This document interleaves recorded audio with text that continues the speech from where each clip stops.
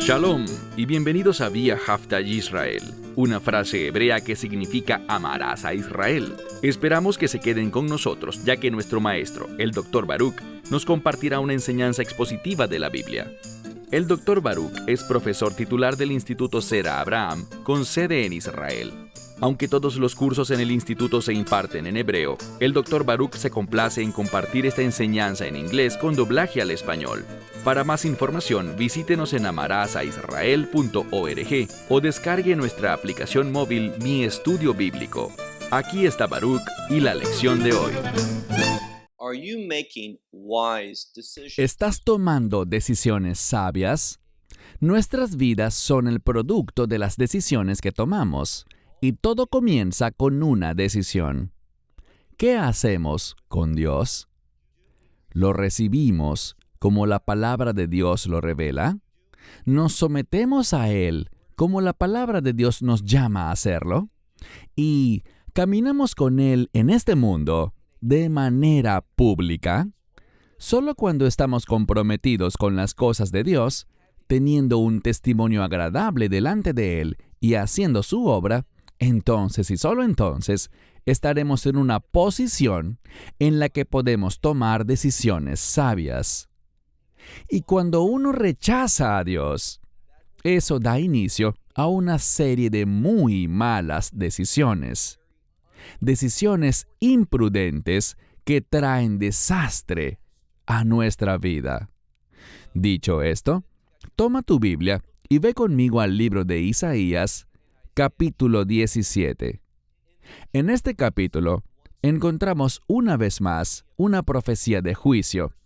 Primero en la ciudad de Damasco, una de las ciudades principales en este periodo de tiempo, una de las ciudades más antiguas y una de las más significativas.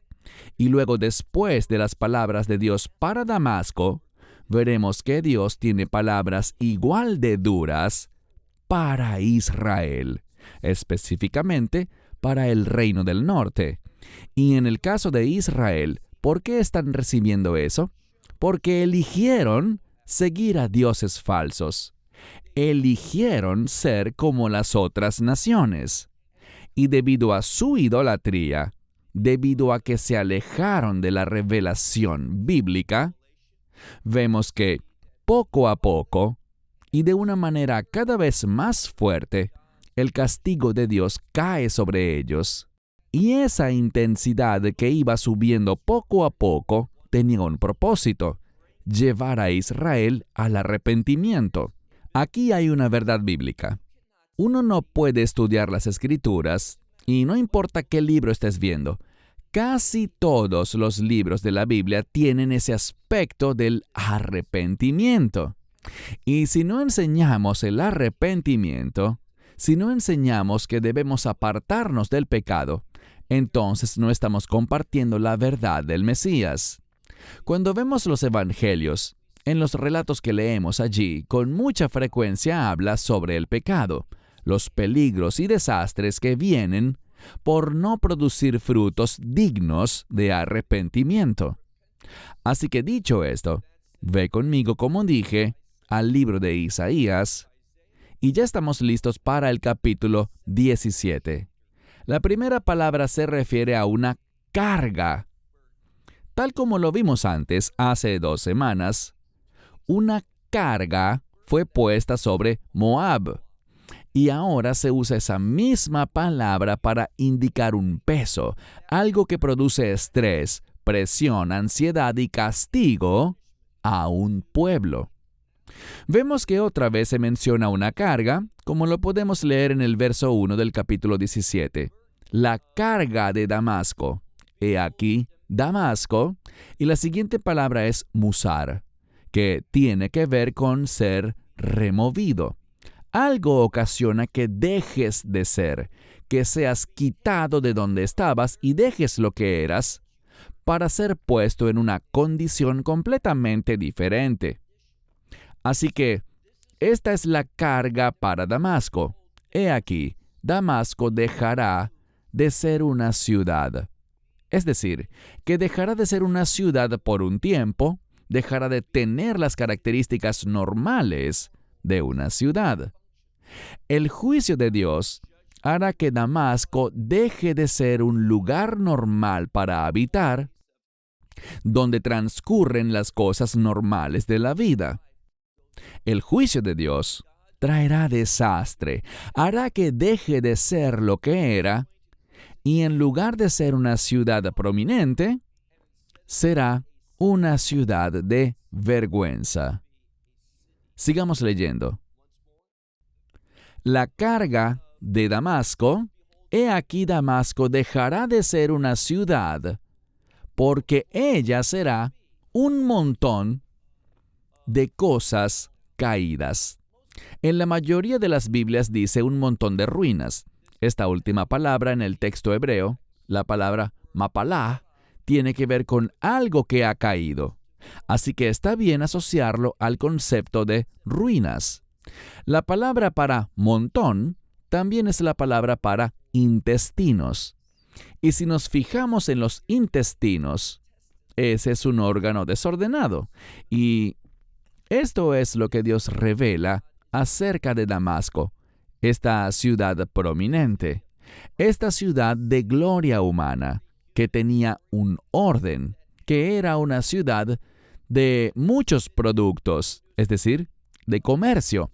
Mucho se había logrado gracias a Damasco. Era una ciudad poderosa.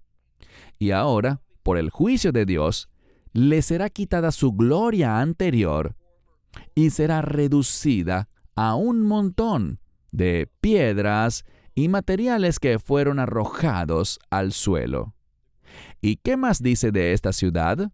Veamos el versículo 2. Azuvot harei aroer. Esta palabra azuvot significa ser abandonado, ser dejado. Es algo que ya no es habitado. ¿Y a qué se asocia esto? Las ciudades de Aroer. Hay una ciudad de Moab que lleva un nombre y es el nombre de Aroer, pero si observan cuidadosamente la raíz, porque dice las ciudades de, así que esta palabra de aquí, Aroer, tiene que ver con una región, y son las ciudades de esa región.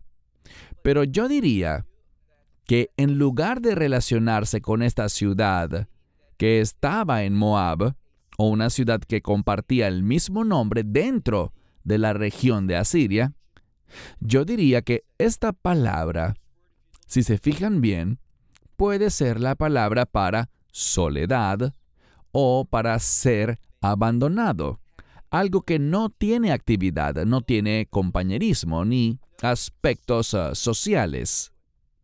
Y esta es la manera correcta de entender el versículo 2, que sus ciudades serán abandonadas, estarán solas. ¿Y quién morará allí? Fíjense en la siguiente palabra, adarim. Esta palabra significa rebaños o manadas, ya sea que se refiera a ovejas o se refiera a carneros o a cabras monteses. Esto nos habla de un lugar de habitación, pero no para personas, sino para animales. Y ellos se echarán, encontrarán descanso allí. Ve'en maharid significa que no hay nada ni nadie que haga que estos animales tengan miedo. Sabemos algo. Sabemos que cuando no hay actividad humana, los animales vienen a la ciudad. Pero cuando una ciudad es bulliciosa y tiene mucha actividad y la gente se mueve de aquí para allá, los animales se van, ellos parten y se alejan de la actividad humana. Así que esto habla de que la ciudad estará desalojada, dejará de tener actividad humana y se convertirá en un lugar donde pueden vivir los animales. Ellos podrán echarse a descansar y nadie los espantará. Verso 3. Y la fortaleza, esta es la palabra mivzar, y es como una ciudadela. Es un castillo reforzado y que muchas veces alberga soldados. Así que esta fortaleza de Efraín dejará de ser. Bien, ¿de qué está hablando? Esto lo vimos anteriormente en el libro de Isaías. Hemos visto que hay una relación entre Aram, que es Siria, e Israel, el reino del norte. Respecto a este juicio de Damasco, hemos aprendido que las tribus del norte, que eran 9 y un poco más, siempre escuchamos que son 10, pero eso lo dicen por descuido. Y por eso soy muy específico con las palabras que trato de usar, porque sabemos que habían 12 tribus en Israel, pero fue a 11 de las tribus, no a las 12, a 11 de ellas se les dio una heredad, una parcela de tierra, en la que se suponía que debían habitar. 9 de ellas estaban en el reino del norte, que se llamó Israel, luego de la división que ocurrió después de los días de Salomón. Y 2 tribus estaban en la región del sur, conocida como Judá. Y aquí hablamos de la tribu de Judá y Benjamín. Pero también tenemos a la tribu de los levitas, la tribu de Leví. Y a los levitas no se le asignaron tierras. Dios era su única herencia, servirle a Él. Y por eso ellos vivieron esparcidos en ambos reinos. Así que lo correcto es decir 9 y fracción o 9 y algo más, para ser más exactos, las 9 tribus más una porción de la tribu de Leví. Y este reino del norte tenía un acuerdo, una alianza con Damasco, con lo que llamamos Aram. Y debido a eso, al ocurrir la destrucción de Aram, Israel también sufrió. Por eso leemos aquí que la fortaleza de Efraín cesará, y también el reino de Damasco. Así que vemos la causa y el efecto.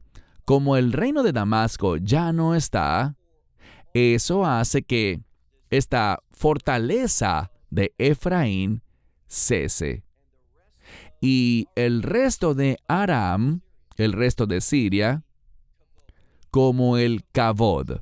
La palabra Kavod generalmente significa gloria, pero al hacer un buen estudio de los comentaristas antiguos, muchas veces señalan que, desde un punto de vista humano, la palabra Kavod, gloria u honor, puede estar relacionada con Osher, que es riqueza. Y esto podría referirse a que el reino del norte, lo que se llama aquí los hijos de Israel, también carecerá de su riqueza. Gran parte de las malas decisiones que tomó el reino del norte al hacer esta alianza, este acuerdo, esta confederación con Aram, fue con el propósito de ganar riquezas para obtener mayores ingresos. Y ahora veremos que eso se ha cortado, y dice al final del verso 3, Yiyu Neum Hashem Tsebaot. Esto será así porque el Señor ha hablado, el Señor de los ejércitos. Así que Dios ha hablado y este es el resultado de su palabra. Veremos que esta confederación entre Aram, su ciudad capital, Damasco, y ese reino del norte, Israel, los perjudicará a ambos. Se aliaron porque pensaron que era lo mejor para ellos, pero terminó provocando su desaparición. Pasemos ahora al versículo 4. En el versículo 4 tenemos otro encabezado o subtítulo. Al principio del capítulo 17, el encabezado era la carga de Damasco. Ahora vemos que habrá un juicio sobre Israel. Y la correlación es justo lo que hemos dicho. Hay un juicio que estará sobre Israel debido a lo que ellos acordaron con Damasco.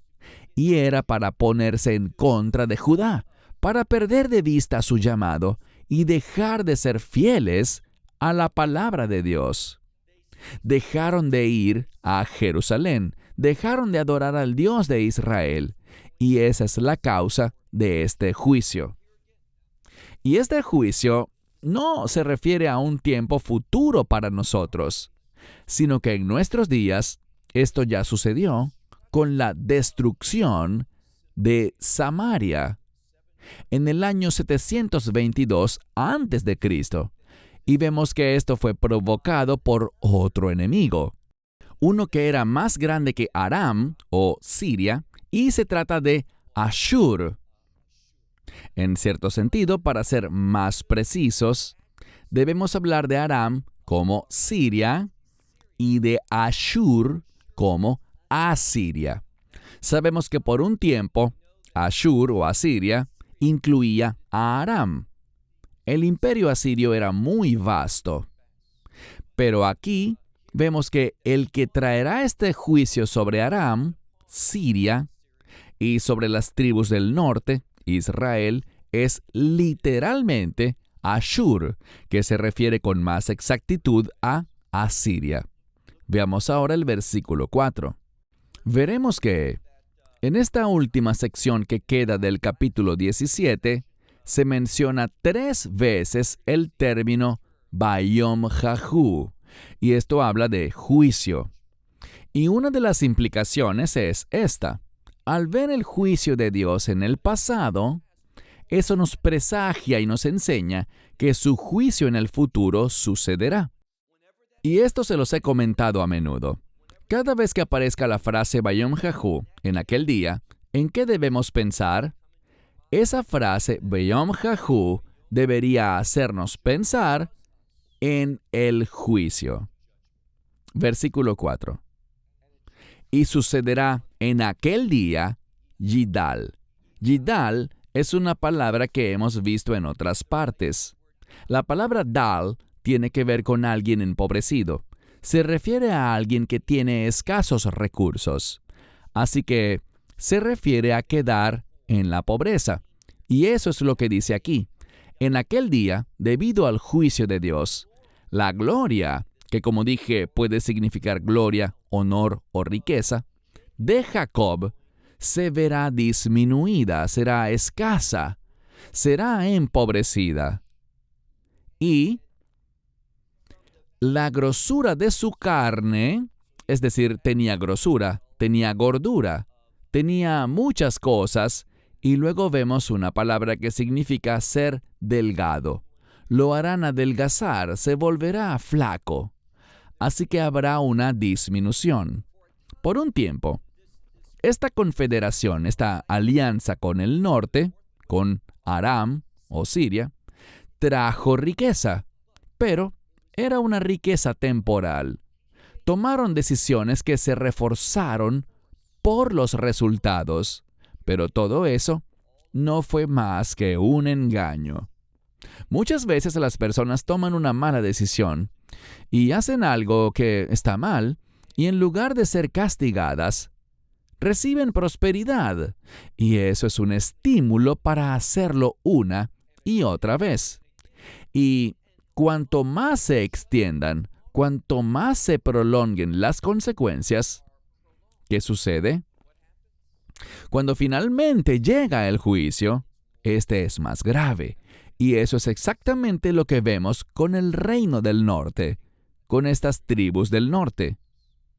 La grosura que una vez disfrutaron ahora enflaquecerá. Verso 5. Y esta es una descripción de Israel, de esas tribus del norte, en el período anterior a la destrucción y hasta la destrucción de su reino. Dice, y él será como el que recoge la cosecha de las espigas o de los tallos. Estos tallos, después de la cosecha, quedarán desnudos, y eso es lo que dice aquí. Él será como ese tallo que ha sido cosechado y queda despojado o desnudo. Después dice, y sus brazos como los del segador, que toma las espigas del tallo. Puede referirse a mazorcas si hablamos de maíz, o si se refiere a trigo, el que toma los granos o las espigas. Sus brazos estarán llenos en un tiempo, pero Él no se queda con eso. El que cosecha no se queda con eso para siempre. Está cargado, pero luego lo suelta. Y eso es lo que se está representando aquí, que habrá un tiempo de prosperidad, pero llegará a su fin y quedará reducido a nada, de la misma manera que el que carga la cosecha la suelta y se la entrega al dueño. Eso es lo que pasará. Y será como cuando se recogen las mazorcas de maíz, en el valle de Refaim. La palabra Refaim tiene que ver con fantasmas. No son fantasmas literalmente, sino algo parecido a esa expresión que todos hemos oído de un pueblo fantasma. En hebreo decimos Emic Refaim, y eso se refiere simplemente al área que estaba al suroeste de Jerusalén. Y era una buena tierra. Yo vivo muy cerca de allí, vivo al suroeste de Jerusalén. Y hay mucha tierra buena allí. Pero a causa de los filisteos, a causa de ese enemigo, estuvo deshabitada por muchos años. Y era como un pueblo fantasma, una zona abandonada. Y eso es lo que dice aquí. Se usa una terminología que la gente sin duda entendería. Versículo 6. Y quedará con él solo el olelot, que son las sobras. En lugar de esta riqueza, esta prosperidad, estos buenos tiempos que disfrutaron en desobediencia a Dios, al final simplemente tendrán sobras. Y luego usa la frase que nokef zait. Zait es un olivo, un árbol de olivo. Y una de las formas en las que obtienes las aceitunas es que golpeas el árbol, las ramas, y las aceitunas caen al suelo. Esta es la imagen que está usando, que el reino del norte será golpeado y sacudido, y todo se derrumbará. Y habrá 2 o 3 granos. Estos 2 o 3 que se menciona aquí probablemente se refiere a aceitunas. En la parte superior de Amir. Amir es un nombre hebreo común, pero aquí se refiere al mejor lugar del árbol, a las copas del árbol o a lo más alto. Y dice que allá arriba solo quedarán 2 o 3 aceitunas. Y este era un lugar fructífero. De la misma manera dice, y 4 o 5 en las ramas principales que fueron fructíferas, declara el Señor Dios de Israel. Así que a pesar de que había mucha riqueza y prosperidad, así como un olivo que estaba lleno de aceitunas, cuando miramos el mejor lugar del olivo, el Amir, las copas del árbol o esas ramas fructíferas, encontramos que quedará muy poco, que el juicio de Israel los dejará en gran desolación. Eso es lo que dice aquí. Verso 7. Aquí aparece por segunda vez esta frase, Bayom Jahu. En aquel día, el hombre mirará a su Hacedor, y sus ojos contemplarán al Santo de Israel. El verso 7 nos dice algo que es muy importante. El juicio de Dios sobre Israel no es para su destrucción eterna. Este es un principio que las personas necesitan comprender. Los que enseñan la falsedad de la teología del reemplazo, ellos no investigan lo suficiente ni estudian la profecía, sino que sacan la profecía de su contexto y dejan de leerla. Y es por eso que digo que estos individuos que tienen esa teología y dicen que la iglesia reemplaza a Israel, que Dios terminó con el pueblo judío, que la tierra ya no tiene importancia y el antiguo pacto no tiene consecuencias futuras y que Dios lo ha olvidado, lo ha anulado y lo ha dejado sin efecto. Bueno, hay versos que hemos visto que insinúan eso, pero aquí está el problema. Al seguir leyendo, verás un cambio. Dios hace estas duras declaraciones y luego, después de concluirlas, dice algo acerca de que Dios es misericordioso y que volverá a mirar, y esto es siempre en el contexto de los últimos días, volverá a mirar con misericordia y se acordará de los patriarcas, recordará sus promesas, y a causa de su nombre, en testimonio de su fidelidad, su gracia, su misericordia, su compasión, renovará estas promesas. ¿Y cuándo lo hará? En los últimos días. Ellos nunca leen esa parte, ellos dejan por fuera todos esos versículos en su teología. Y no es por accidente, no es porque no los hayan leído, sino que los ignoran porque tal profecía va en contra de sus ideas preconcebidas. ¿Y cuál es la base de esas ideas preconcebidas? Es un odio hacia Israel. Es una condición espiritual antisemita que tienen, y esto debe ser expuesto. Hay que hablar en contra de esto, y lo hacemos con frecuencia en nuestra organización. Pero miren el versículo 7. Nos dice que este juicio no busca la desaparición eterna de Israel, sino llevarlos al arrepentimiento. Luego de estas duras palabras que leímos en los versos 4, 5 y 6, en el verso 7 hay un cambio. Vemos que se repite Beyom Jahu en aquel día del juicio. Y dice, el hombre mirará a su Hacedor, y sus ojos mirarán al Santo de Israel. Aquí el verso 7 habla de un cambio. Pasemos al verso 8.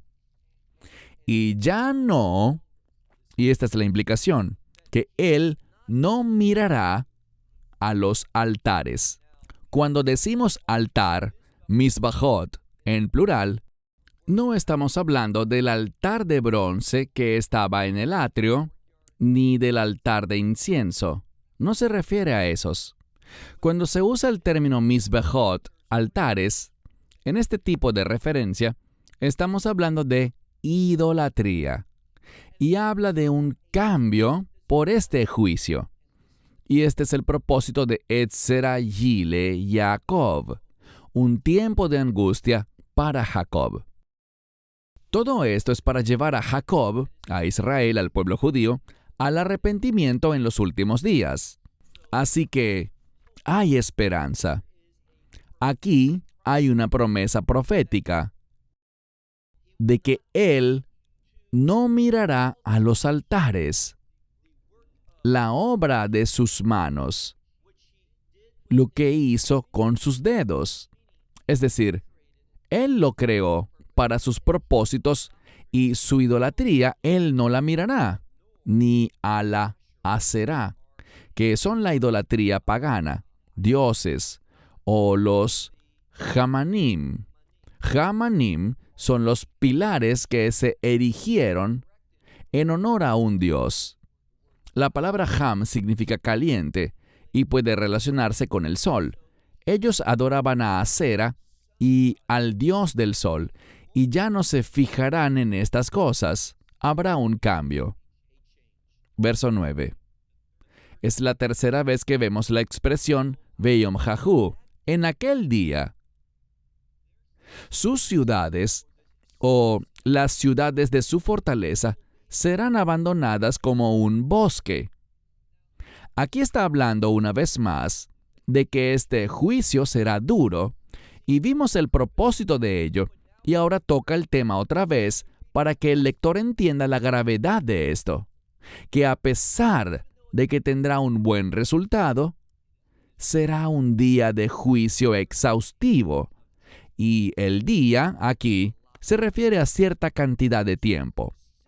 Así que las ciudades de su fortaleza, es decir, sus ciudades fortificadas, serán abandonadas como los Joresh, esto es, el bosque. Son áreas que no son aptas para ser habitadas, y las copas de los árboles serán abandonadas, pues delante de los hijos de Israel estarán desoladas. Y cuando dice las copas de los árboles, se refiere a los mejores lugares. Y es una referencia a cuando los hijos de Israel entraron en la tierra que ellos recibieron. El enemigo fue derrotado. El enemigo huyó o fue derrotado en la guerra, aniquilado. Y lo que habían logrado estas ciudades, estos hogares, estos reinos de los gentiles, de los cananeos y los demás, ¿quiénes los habitaron? Los hijos de Israel. Todos estos lugares principales, estos buenos lugares que Dios les dio, Él los hará, dice aquí, Vejaita Shememó, y estos lugares principales serán una desolación. ¿Por qué? ¿Por qué está sucediendo esta destrucción? El versículo 10 lo deja claro. No es ningún secreto. Porque te has olvidado del Dios de tu salvación. Se han olvidado de aquel que da la verdadera prosperidad, la verdadera salvación, la victoria. Y luego vuelve a aparecer esta palabra para olvidar. También has olvidado la roca de tu poder. Aquí esta palabra roca podemos verla como el fundamento de tu poder. Muchas personas señalan que el término roca se relaciona también con el Mesías. Ellos han olvidado la esperanza mesiánica. No te has acordado de él, dice. Te has olvidado del Dios de tu salvación y no te has acordado de la roca de tu poder.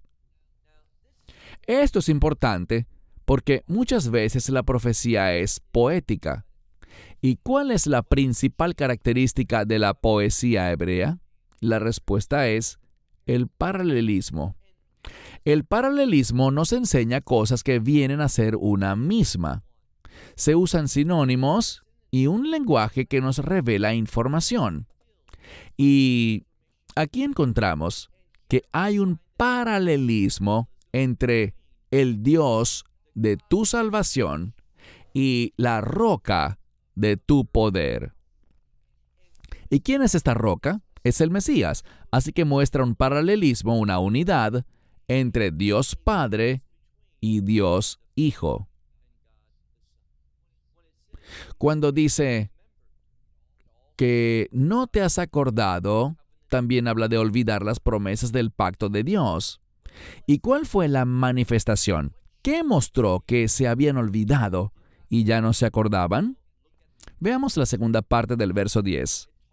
Habla de que has plantado árboles, árboles agradables, y brotes, es decir, ramitas que han plantado. ¿Pero de qué tipo? Has plantado árboles de zar. Y zar es extranjero o ajeno. Así que en otras palabras, estos árboles ajenos ya sabemos que eran parte de una adoración pagana. Entonces, en lugar de edificar un reino arraigado en las promesas de Dios, la verdad del pacto de Dios, en lugar de eso, ellos sembraron o plantaron árboles que eran agradables para ellos.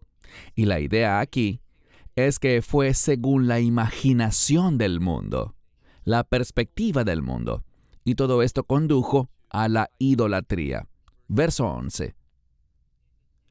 En el día que plantes, dice, florece, y por la mañana tu semilla floreció y había un montón en la cosecha. Esto se refiere a que ellos fueron desobedientes, pero su desobediencia no condujo inmediatamente al castigo. Fueron prósperos durante una temporada. Hubo un gran éxito como resultado de su perspectiva de idolatría.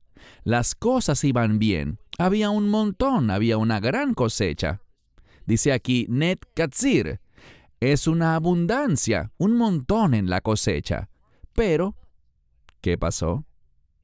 Durante el día, se enfermó o se debilitó, disminuyó, se redujo. Y también dice que hubo dolor humano. Aunque por un momento se veía bien, todo disminuyó y como resultado eso trajo sufrimiento, dolor humano.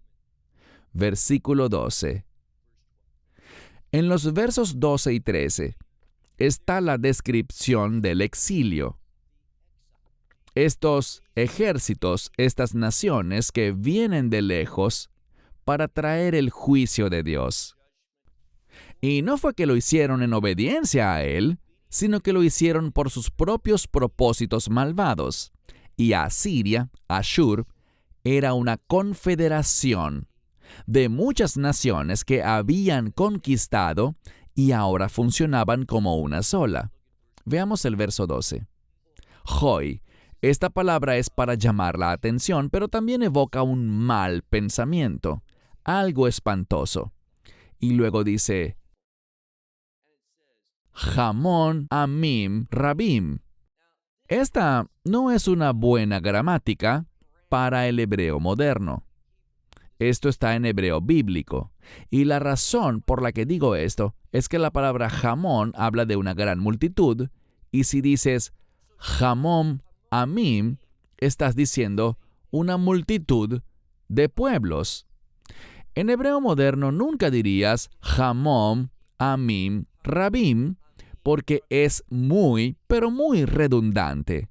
La palabra Rabim es muchos, así que esto sería muchos pueblos, muchos o muchas multitudes de pueblos. Como puedes ver, no tiene sentido. Pero cuando vemos algo que no tiene sentido, aquí es donde está la sabiduría, y este es el mensaje. Así que una multitud de muchos pueblos.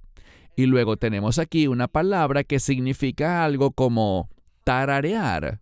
Pero en este caso no se refiere a tararear una canción, sino que es un sonido que habla de la venida de las naciones. Es como un mar que zumba o que ruge. Podría ser otra palabra para traducirlo. Luego dice el shaón. Aquí shaón no es un reloj, sino que también es un ruido de naciones.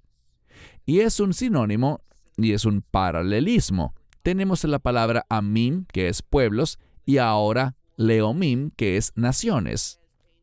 Como un ruido de aguas. ¿Qué tipo de aguas?